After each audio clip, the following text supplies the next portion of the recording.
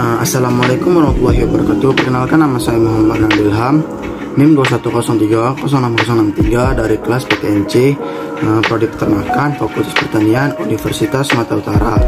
Dengan dosen pengampu Ibu Tati Vidiana Sari, SPTMP. Pada video ini saya akan menjawab atau menjelaskan jawaban dari 7 soal, yaitu metabolisme enzim. Soal pertama itu jelaskan struktur molekul dari enzim serta berikan contohnya. Enzim dalam tubuh kita itu tersusun atas dua struktur komponen, yaitu apoenzim dan kofaktor. Jika digabungkan yaitu namanya holoenzim. Holoenzim ini adalah enzim yang strukturnya sempurna dan aktif yang mengkatalis bersama-sama dengan koenzim atau gugus logamnya. Yang pertama itu ada apoenzim. Apoenzim ini merupakan enzim yang tersusun atas senyawa protein dan merupakan jenis yang paling mendominasi dari struktur enzim yang ada. Sifatnya ini labil atau mudah berubah, serta kerjanya itu dipengaruhi oleh suhu atau pH. Sedangkan yang kedua itu ada kofaktor, yaitu enzim yang tersusun atas senyawa non protein. Kofaktor ini dibedakan menjadi dua, yaitu kofaktor organik dan anorganik.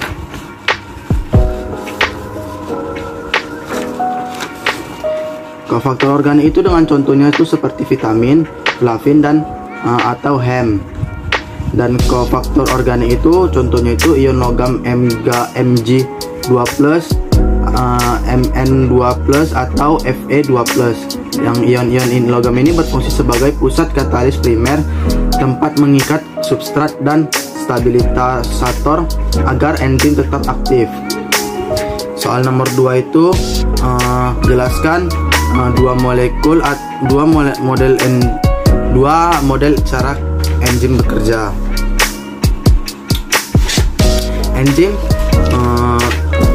Model kerja enzim itu terbagi dua teori. Yang pertama itu teori gembok dan kunci atau lock and key. Yang menurut teori ini enzim diibaratkan sebagai kunci, sementara substrat sebagai gembok. Enzim yang bergabung dengan substrat membentuk kompleks enzim substrat. Enzim substrat ini diubah menjadi produk, kemudian dilepas dari enzim seperti ini.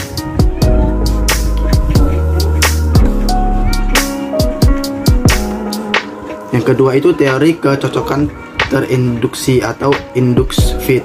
Menurut teori ini, kofaktor atau aktivator enzim akan diberikan dengan sisi allosterik dengan cara mengubah bentuk sisi aktif enzim agar dapat mengikat substrat tertentu.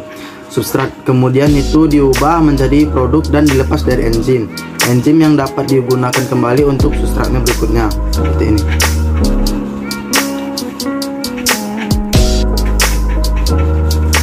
Soal nomor 3 itu jelaskan klarifikasi enzim secara internasional dan berikan contoh enzimnya.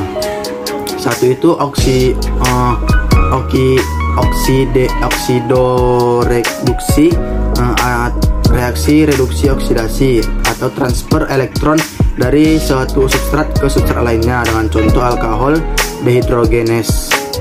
Yang kedua itu ada transfer atom atau gugus dari suatu substrat ke substrat lain. Contohnya itu heksokinase.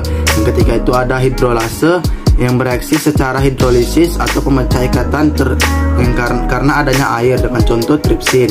Yang keempat ada liase yang bereaksi dengan menambah gugus fungsi pada ikatan rangkap atau adisi, atau pemutusan ikatan rangkap dengan pelepasan gugus fungsi. Dengan contohnya itu piruvat dekarbosilase. Yang kelima itu ada isomerase atau reaksi isomerase dengan penyusunan ulang atom-atom substrat dengan contoh maleat isomerasi. Yang keenam itu ada ligase atau pembentukan ion ikatan C ke S dan C ke D dan C ke N, diikuti dengan pemutusan isofosfat dari ATP dengan contoh piruvat karboksilase. Lalu soal nomor 4 itu jelaskan sifat-sifat dari enzim.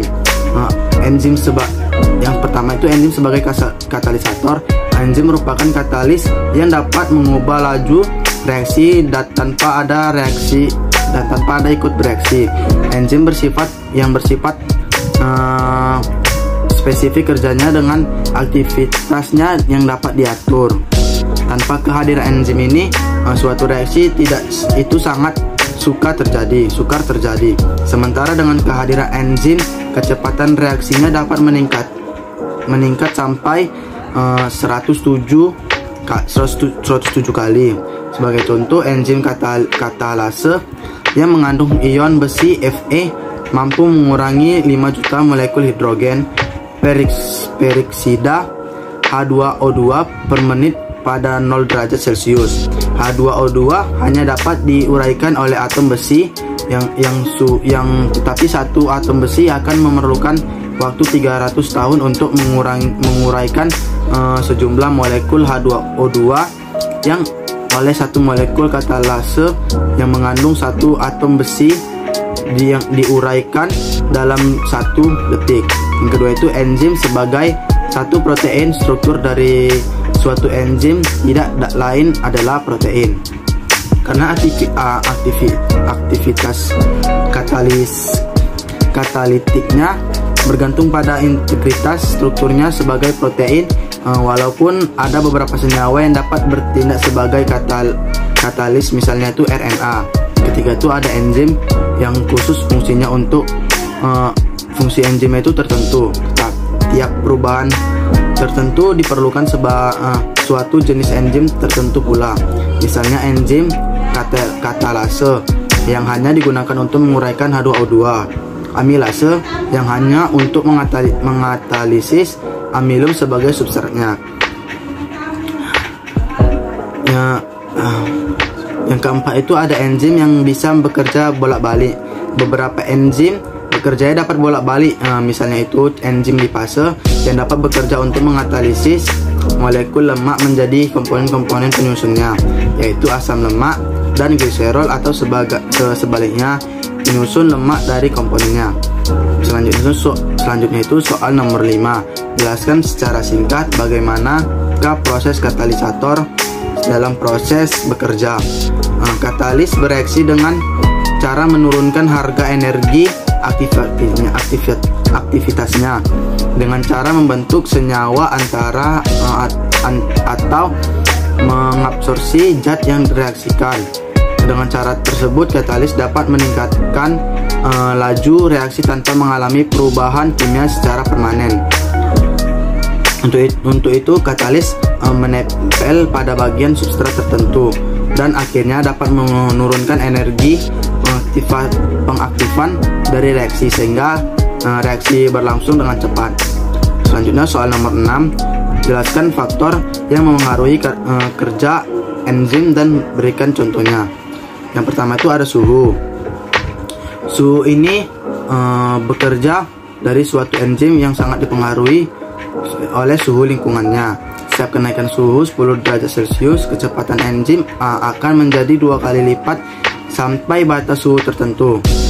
Enzim dan protein pada umumnya dinonaktifasi oleh suhu tinggi. Yang kedua itu ada pH.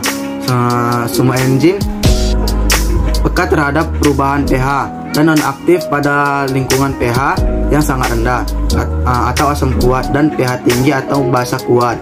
Dengan contoh, enzim pepsin memiliki pH optimum 2, sedangkan enzim tripsin memiliki pH optimum 8,5. Yang ketiga itu ada konsentrasi enzim, substrat, dan kofaktor. Jika pH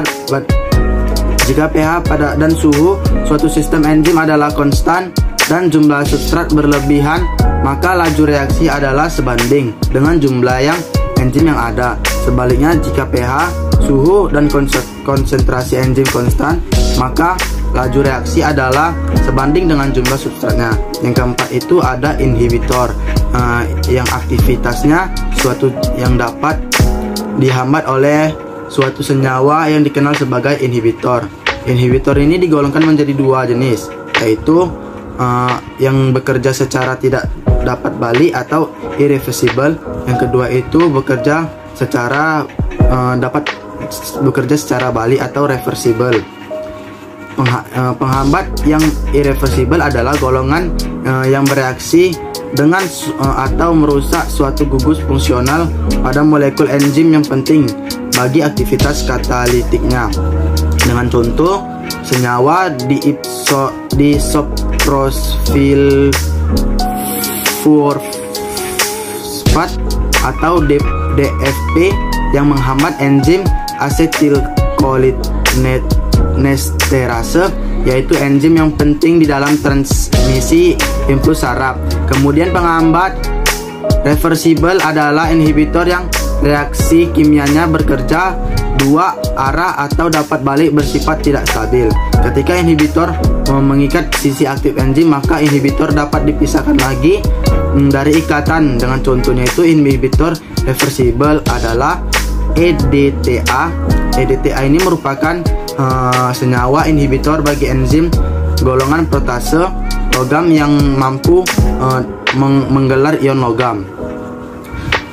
Soal yang ketujuh itu jelaskan bagaimana mekanisme feedback inhibitor dapat terjadi pada enzim. Dalam sistem biologis, kecepatan bekerja enzim dapat dipengaruhi oleh kehadiran suatu molekul lain yang dapat berperan sebagai pemicu aktivator atau penghambat inhibitor.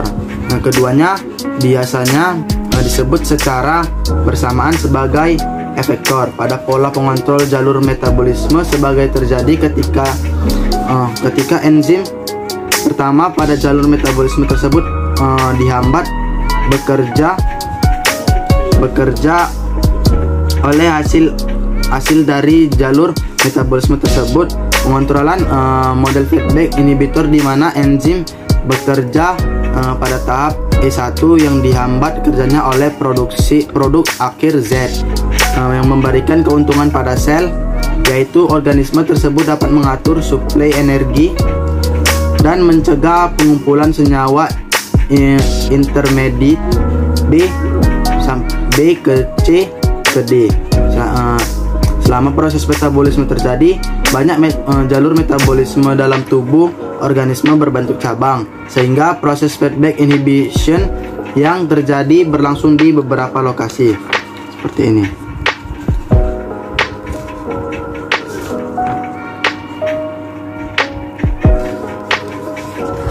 Berikut penjelasan dari saya. Bila kurang, saya mohon maaf. Wassalamualaikum warahmatullahi wabarakatuh.